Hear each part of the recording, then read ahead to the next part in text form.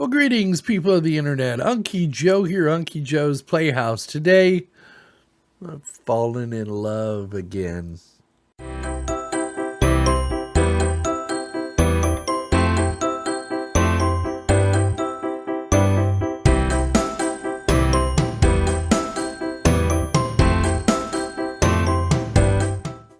Now, let me be clear about what I've fallen in love with, because there's going to be a huge gasp from the audience.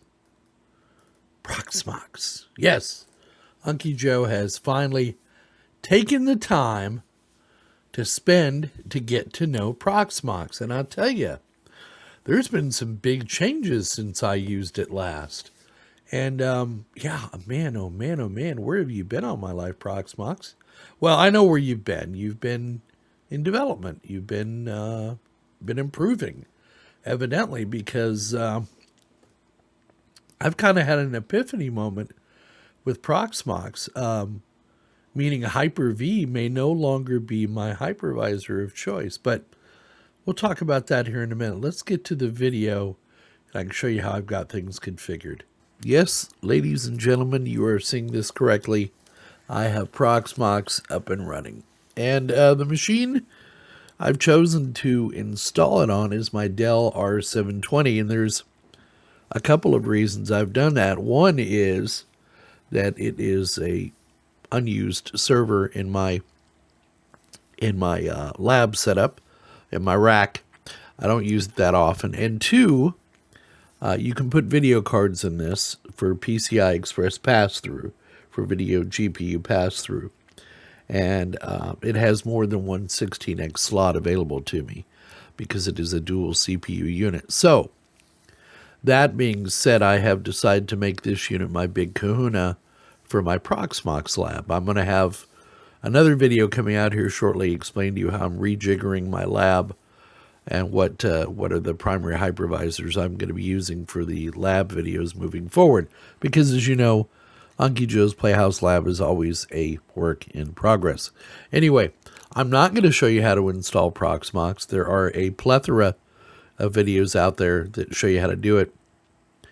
Just follow along, and you know, the important thing is to pick a host name, a good host name on your network, have your DNS set up, and pick a static IP. That would be my recommendation. So that's what I've done. I've decided to make my life easy and just call this Dell 720. Now, one of the things I did after installing was I went out to updates and refreshed my screen here. And of course, it gives you an error message, but it will go out and do it.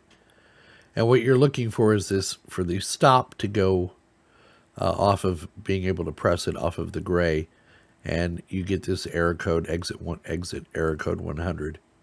And then what it'll do is it'll load any available updates that there are. And you can see there's already been a few. And then all you have to do is come out here and click on the upgrade button. Give it permission to install the updates. Now you see there's quite a bit in here. There was a Samba update. There's a cryptological update or a cryptography update, etc. Oh, yeah. And I need to type exit here. There we go. So there were quite a few files, XML parsing, disk encryption support, shared library, Samba, common files, Samba core, etc. So the other thing I'm going to do then is I'm going to go ahead and reboot this server because it did a pretty critical update. So I'm going to click on reboot. It takes me a few minutes for this Dell R720 to reboot, and we'll come back once it's rebooted. All right, so the update is done, and we're back, and we rebooted. So what I'm going to do is just go over, in general terms, how I have things configured, and then we'll do some other videos, some more videos on Proxmox, with showing you some of the advanced stuff that I've got set up for Proxmox. Now, in this Dell R720, I have 8 spinning SAS hard drives. There are 8 600 gig, 2.5-inch hard drivers given to me, donated to the channel by a subscriber. So I want to utilize those because Proxmox also supports ZFS. So what I've done is I've set up a ZFS file system called ZFS Pool right here. So this is it. And if we come back to the Dell and go back to ZFS here under this tab, and we highlight that or highlight that and click on details, it shows us what drives are in here. And so you see I have a ZFS pool at RAID level 10. So I have actually I have 4 mirrored sets of drives. So that's how it sets it up. So this is the best balance between speed and reliability. So I have some redundancy and I get the speed effects of adding the drives together. And it gives me about 2.3 terabytes of space. The other thing I've done is I've connected my ISO share that is out on my Synology NAS. Now, one of the things you have to keep in mind, though, is you don't just point this thing to an ISO share and be done with it. Your ISO share has to be set up properly. You don't just create a folder called ISO, you create I'll get into that detail a little bit later. So we have our ISO storage here, and that is connected to my Synology NAS. And then I have local storage, which is part of the SSD drive that they set aside. Let's see, how much space do they give me on this? Yeah, they give me about 30 gig, and about 9 of that is in use. And then they divide the rest of it up, on the installer does, on the SSD. So if I need really fast storage, I've got it right here. But in addition to that, I have my Synology flash station, thank you, Sasha, which is all flash drives. They're all SSD drives, and they're all connected via 10 gig network. So I get really speedy storage on here. So what I did was I connected this up to the Synology flash station. And in this case, I use an NFS share. And again, that's an advanced topic. I'll show you how we do that later. But I just wanted you to get an idea of how I've got my storage set up. And then I've got some virtual machines I've already created out here to start getting the ball rolling. And I'll show you how we do those as well. All right, so the next thing, I've thought long and hard about this. The next thing I want to do with Proxmox is I want to put the Dell 720 and the Dell 620 together in a cluster or a group. And right now, I don't have a cluster set up to do that. So I'm going to show you how we do that. Now, keep in mind, once you do this, there really is, I wouldn't go back from this. In other words, if you create a cluster and you screw something up and you get tangled among the weeds, I would recommend making sure you have a backup of all your virtual machines and then just reloading Proxmox from scratch. There is a way to remove a machine from a node or from a cluster, but there are a lot of caveats to that. In other words, you got to have all the virtual machines off of the machine you're going to remove from the cluster. So you can go through all that, or you could, I mean, it's out of the scope of this video. I don't even know, frankly, why I'm bringing it up, but I just want you to be aware that adding 2 machines to a cluster has some ramifications, and we'll see as we go on with these videos exactly what those ramifications are. But for now, what we're going to do is come up to the data center view, and under data center, under cluster, you see we have the summary here. If we go under cluster, we can create a cluster. All right. So now the cluster name is going to be UJP lab. Now this is very important. On the cluster network, what is going to be your link 0?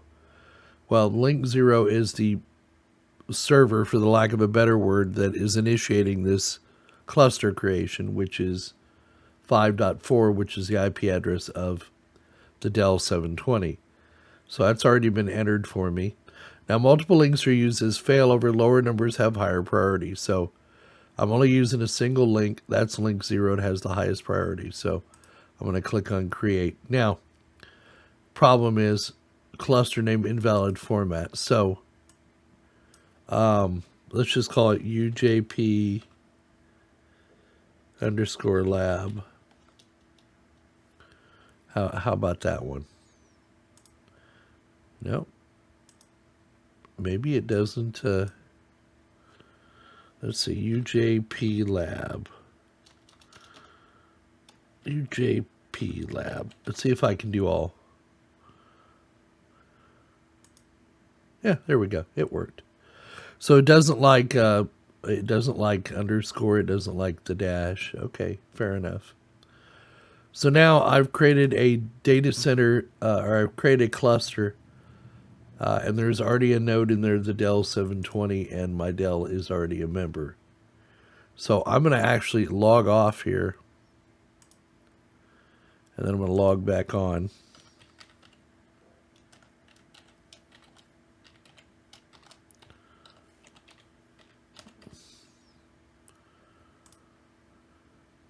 Okay. And so now you see the data center now has a name. It's called UJP Lab. All right. And our Dell 720 is still in here. All right. So after all is said and done, I'm back here at my Dell 720. I just want to show you how I have things configured. I've got some VMs out here. I've got backups. I'm really putting my Synology Flash Station 1018 to work. As you can see here, I am almost out of space on this thing. And we'll deal with that later, but I just wanted to show you that I'm actually putting putting Proxmox to work. I've got I've got some virtual machines in there. I've got a domain controller here running Windows Server 2019. I've got another, let's see if we can get a picture. Yep, I got another domain controller running here. We're doing some work and experiments with domain controllers. I've got a virtual machine called Virtual Min 1, which is running Debian Linux and Virtual Min. We were going to use that for our web hosting, but I have since decided I'm going to go with something else, and that is this one here. And as you can see, it is clearly running Windows and Plesk for my web hosting. So this will be the machine that hosts all the websites for Unky Joe's Playhouse and our forums and a bunch of other neat stuff we've got coming up soon.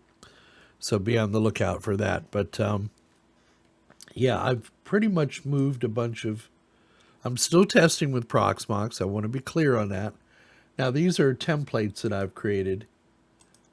It's obvious I'm going to need more storage space on my Synology Flash Station. It's up and running. It's the primary server. I've also I showed you how to create a cluster, and showed you how to, we'll show you in another video how to join other machines to the cluster. I just wanted to make sure I had my base camp set up properly, and I do. Yeah, so there's my basic install of Proxmox, and it's going to be growing, folks. Let me put it this way. I'm going to make a commitment. My hypervisor of choice is Hyper-V, and for several reasons.